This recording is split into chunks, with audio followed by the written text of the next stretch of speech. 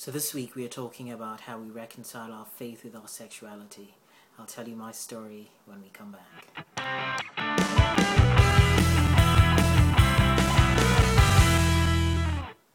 Hey, welcome back. So, like I said before, I grew up in a Christian home. I grew up Catholic and pretty much grew up in the church. But as I near the end of my teenage years, I just became a little more aware of how different I was. I became aware that something about me sexually was different. And so I kind of began to pull myself away from church. And that hurt me a lot because I loved being in church.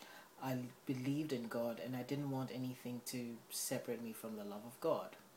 And so it was probably in my late 20s I began a search for myself. I decided I didn't want to listen to what people in the church were saying. I wanted to find out the truth for myself, and it was a journey that no one else could do apart from me. And so I started looking online, and I think one of my favorite websites is called tolerance.org, I think it was. But they began to analyze all of the clobber passages in the Bible, and I began to look at my sexuality quite differently. And I remember when I eventually came out to my mother, came out to my family, it had become pretty clear to me that there was nothing wrong with me. Now, what happened was I went through this thought process and realized, look, if you believe that everything that God creates is perfect, that means I'm created perfect. Now, if I'm created perfect, who is anybody to tell me that I'm not?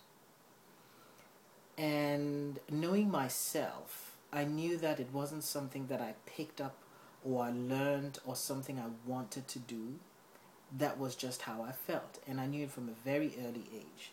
So who was anybody to tell me that it was a choice and not the way I was born? When I came out to my mom while we were having our discussion, one of the things she asked, like, what did I do wrong? And I said, Mom, it wasn't anything that you did wrong.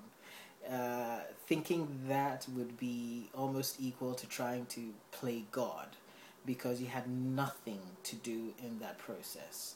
That was how I was created, and that is how I am. We also talked about the fact that I used to hate myself because I was gay and because I thought there was something wrong with me. And I had to come to that realization that I was lovable. There was nothing wrong with me. The fact that I was attracted to men did not make me evil. It did not make me intrinsically wrong or sinful, if you will. It was what I did with it that might be sinful. Another thing I told her was that if I believe that God created me with a capacity to love and be loved, why would God take that away from me? I also needed her to understand that it wasn't about the sex. It was about finding somebody who I was in love with and someone who could love me, and it would be okay. It took me a long time to come around, to go through that process of coming to terms with my sexuality and my faith.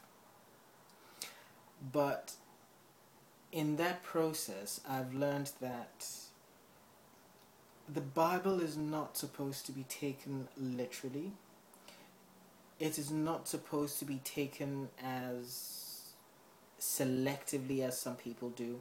We'll take verse 19 and verse 36 and that would apply to us, but verses 20 to 35 don't matter. If you're taking the Bible in its entirety, take it in its entirety and put it in its proper context. So I've become quite comfortable with myself, both as a gay man and as a Christian. I've come to realize that there's nothing wrong with being Christian and gay. Anyway, I hope this has been enlightening. I hope this has given you some different perspective. If you have any questions, don't forget you can send me an email. Take care. Stay blessed.